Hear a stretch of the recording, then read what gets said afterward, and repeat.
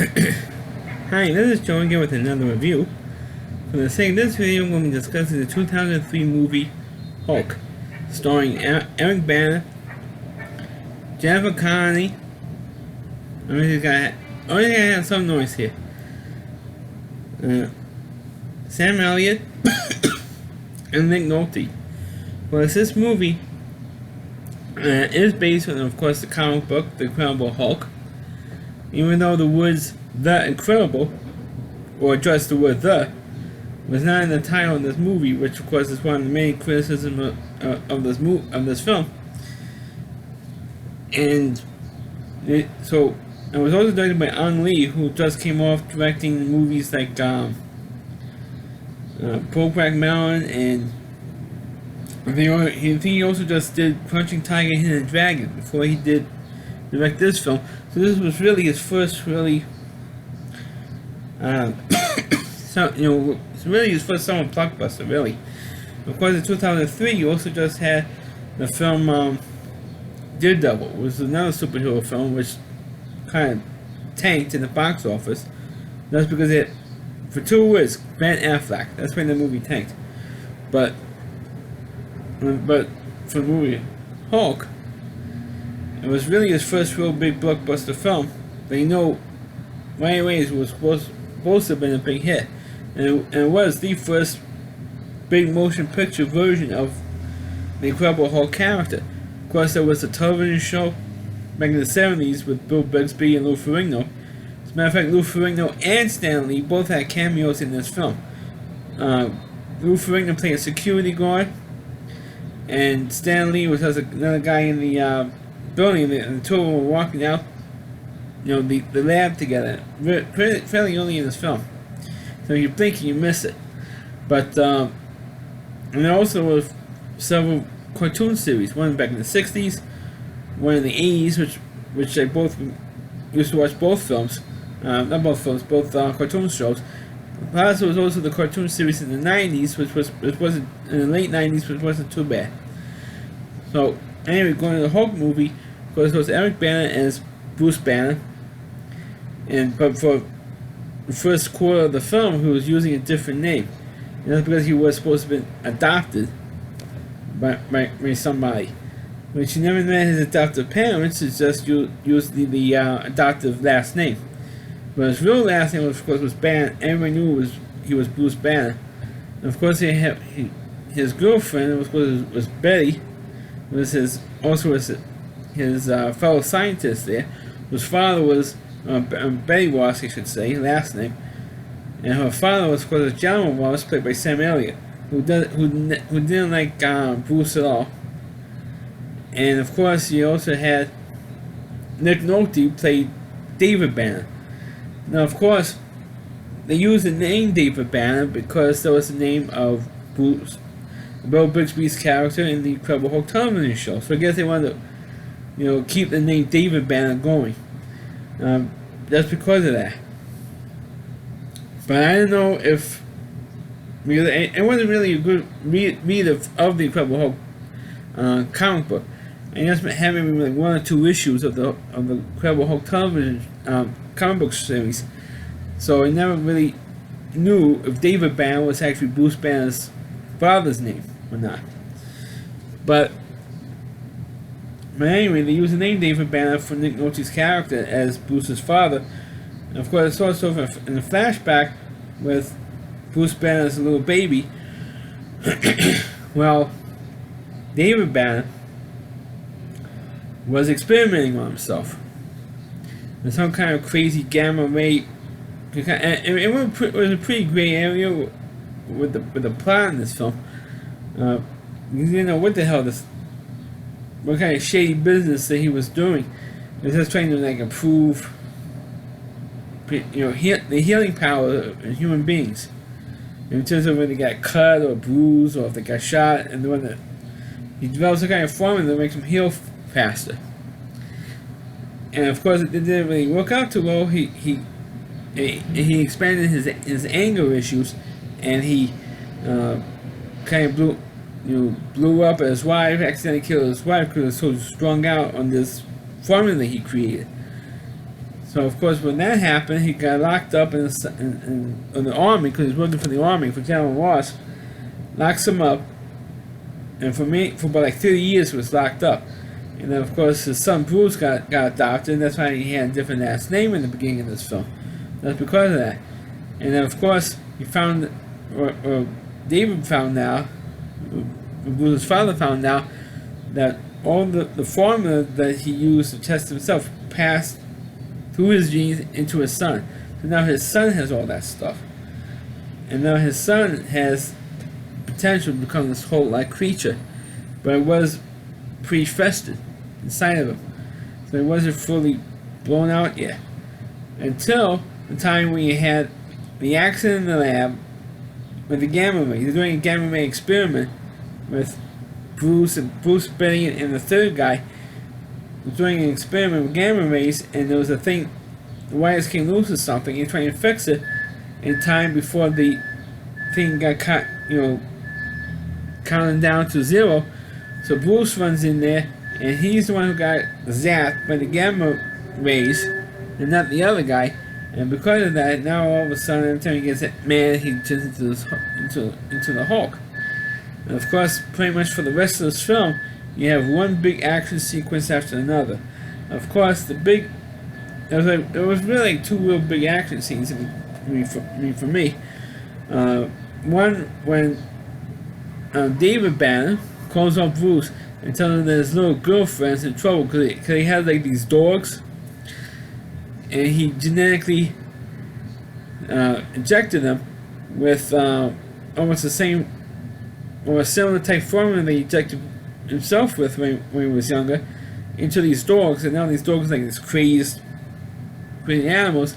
So of course he's trying to get out, and Bruce Talbot, who was used to be in the army, now he works independently, and he also has the heart for Betty, and he's got into a fight with him, and of course he turns into the Hulk. So and Bruce goes, "Oh shit!" and Talbot got his ass kicked, pretty much by Bruce. He didn't kill him, but he certainly got his ass kicked. And so, of course, the Hulk saves it, and that's like one of the scariest and creepiest moments in this whole movie, with the bit with the dogs. This is one of the things that a lot of people were complaining about, was the bit with the dogs.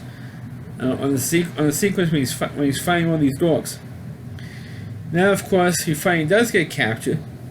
Bruce Banner does, and of course Bruce Talbot trying to get like samples from him. When he's getting mad enough, so you get samples from him as the Hulk. Of course, that doesn't happen, and of course Bruce the Hulk breaks out of the lab and was running amok all the way to San Francisco, and you have this real big, long sequence. I mean, to me, it took about maybe I didn't time it myself, but I felt like it took about like 20 minutes for him to get where he is to San Francisco, and Betty finally calmed him down. And he was taking out the planes, he was taking out the tanks, ripping off the tops of the tanks and throwing it at the army helicopters, and it took them down, and all that crazy stuff that's been going on. And it was really, really, really, I mean, it was a good action sequence, but I thought it went just a little bit too long. And that's the problem with the movie. I mean, this movie is over 2 hours, but I think it's about like 2 hours and 20 minutes, or thereabouts. If it was like a half hour shorter, it might have been better. But that sequence where he was going from there to say, and he was doing some, or the Hulk was doing some of the tricks that you would see back in the 1960s cartoon series, and him leaping for distances, and leaps, jump, and it would be like miles away. One big leap, and it would be like miles away, then another leap, go a few more miles, and so on and so on and so forth. What I should mention at this point is that it was a computer-generated Hulk. It wasn't like when you see the 1970s and early 80s television show where you had Lou Ferrigno as the Hulk. Bill Bixby physically played,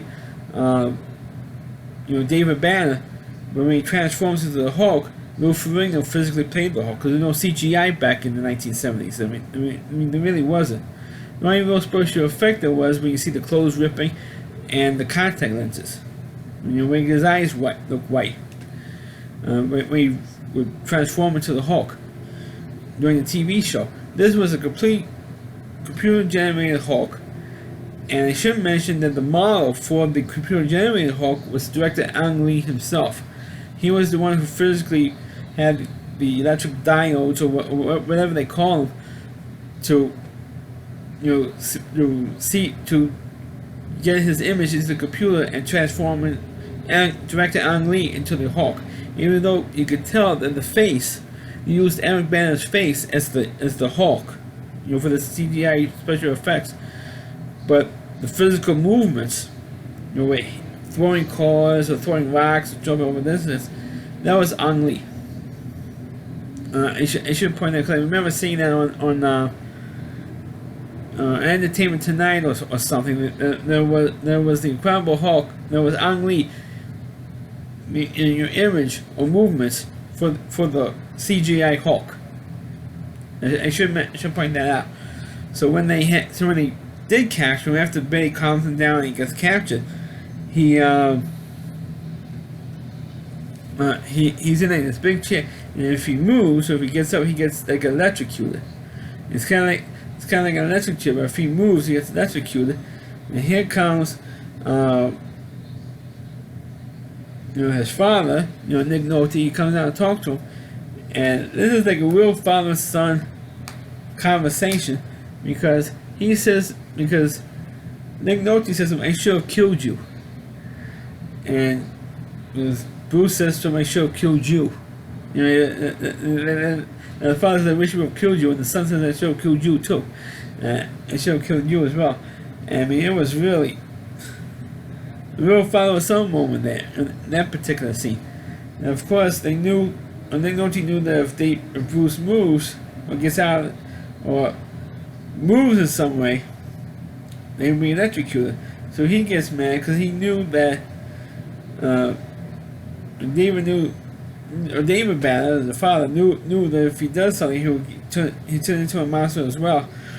So what he did was he grabbed the electric cables that's connected to the chair that Bruce was sitting in, and then he transforms into a creature himself. And so Bruce transforms one last time into the Hulk, the one last time in this film, into the Hulk, stops the creature, but the only way to really stop his father was to drop like a nuclear bomb or an atom bomb on it. And of course, the army does do that. But it does look like that David survived the bombing. But the army keeps telling Billy, or his father, General Ross, says to Billy, "We all know that Bruce would not have survived that attack." It did kind of look like at the end of the movie that General Ross kind of had like a little bit of a change of heart towards Bruce, because Bruce did stop his father at the end. When he turned to the Hulk, he did try and stop him at the end of the movie. So because of that, he kind of like changed his heart a little bit. But beyond that, he still didn't quite like Bruce, but kind of like respect him a little bit, because he did try to save the day. But of course, that Bruce did survive. We have the healing properties of the gamma rays, which is the Hulk, heals him. And if you know from the television show, that happens in the television show as well. There's one episode when when David Banner was paralyzed, and the only way to cure his paralysis was to turn into the Hulk. So he did. So there was I don't remember if it was a 2-point episode or what, but I do remember that particular episode, or that particular plot line. But for the movie, you do see him in a Central America or South American country, and he's fighting. He had fighting with the local army there. And all these medical supplies are for the people here. Yeah, but we requisitioning them for the army. So screw them. So screw the poor people. We're taking this money. Taking the money. We're taking the medical supplies, and the soldier was pushing Bruce around, and of course he says in Spanish, "Don't make me angry. You won't like me when I'm angry." Okay. Also, kind of like another homage to the opening credits of the television show, or I should say the actual part of the movie, TV movie for the Incredible Hulk television series, where David Banner says to Jack McGee, Miss McGee, don't make me angry. You won't like me when I'm angry." So it's kind of like two homages there by having Lou Ferrigno early in the film, and Stan Lee making a cameo, and of course, the scene in the end where he says, "Don't make me angry. You won't like me when I'm angry." But and that's how the Hulk movie ends. Of course, they should also point out that the Hulk movie has. I think that I know there was an Incredible Hulk movie that came out like a few years later with Edward Norton playing Bruce Banner, and but for this particular, this was the first Hulk movie, a theatrical release of a Hulk movie, not a TV film or whatever. They used like a comic book setup in several points in this film, where it's like split screen, where you have a double perspective and different angles that Ang Lee used in the editing to make it look like you're all watching a comic book movie, because like you're reading a comic book while watching this movie, because the way the panels are set up throughout the screen and the whole throughout several parts of this movie, and not the whole thing, but several times, especially during the action scenes or the build up to the in some cases the build ups to the action scenes, it split up like in a comic book. So which made it kind of interesting. They didn't do that with other films, like Spider-Man films or the X-Men movies. They didn't do that, but for this film they did, and it was kind of unique because kind of throws you off a little bit. But after a while, you don't really think twice about it. By the time you get to the big action scenes, which I mentioned before, where the Hulk was going to San Francisco and starts tearing up all the army tanks and stuff, or the scene with the dogs, you don't really have use those split screen comic book panel type of editing. But the film itself, it did get a lot of criticism because it wasn't that good. It was too creepy, like with the dog scene I mentioned earlier, or I mean that scene was really the one scene that freaked people out. Plus the scene I mentioned that towards the end of the film, when they said, "Oh, I should have killed you," or "I should have killed you too," between Nick Nolte and Bruce Banner, and that's those two scenes. So with the two scenes that a lot of people, the scenes that I should have killed you scene, it's one scene that all the critics focus on and criticize. But as a film itself, I didn't think, and just recently we watched it, and I didn't think it was that bad. Wasn't that good, but it was entertaining enough. I remember I went to see this movie when it came out, because like I said, I used to watch the television show that gave it every week. I used to watch the cartoon series in the 80s, that aired on NBC, which was also pretty good. Ran hand in hand with Spider-Man and His Amazing Friends cartoons in the 80s. That's how long ago that was. He had a good, not only a good Incredible Hulk cartoon, but a good Spider-Man cartoon as well. And it was made by Marvel, so that's when Stan Lee, may rest in peace. I mean, what a great comic book guy he was, and a legend. I mean, he is the real legend in the industry, in the comic book industry. But the Hulk movie, of course, the other Hulk movie I mentioned before, Edward Norton, I never really watched because this movie was so bad.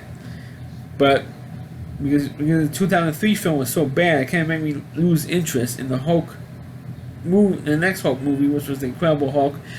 It was titled The Incredible Hulk, where the Hulk fights the Abomination, and believe those that the villain was in that film. This time it was just his father. In the 2003 film, it was really Bruce Banner's father and the U.S. Army. They were really the villains, because the U.S. Army was really the main villains in the Incredible Hulk comic book, and in the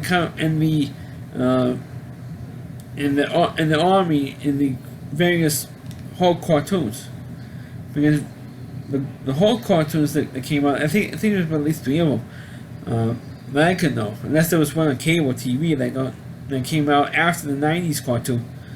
Then they only made the U.S. Army the villains, because they're the ones who were always hunting the Hulk down, and General Ross always hunting him down and stuff. But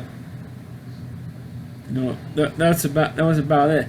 So, but in the they kept it pretty close. But in the movie, they put his father in as a villain in this particular film. So that's my review of the movie Hulk. Please click on the video. Please rate it. Please subscribe to my channel. Please forward this video to your Facebook pages. You can check out all my reviews not only on my YouTube channel, but at RowdyC.com, ZoWdy, and then C.com. The homepage of the Rowdy Reviewer, Chris Lee Moore, and you can check out all of his videos on his website as well. Thanks for watching. Catch you next time.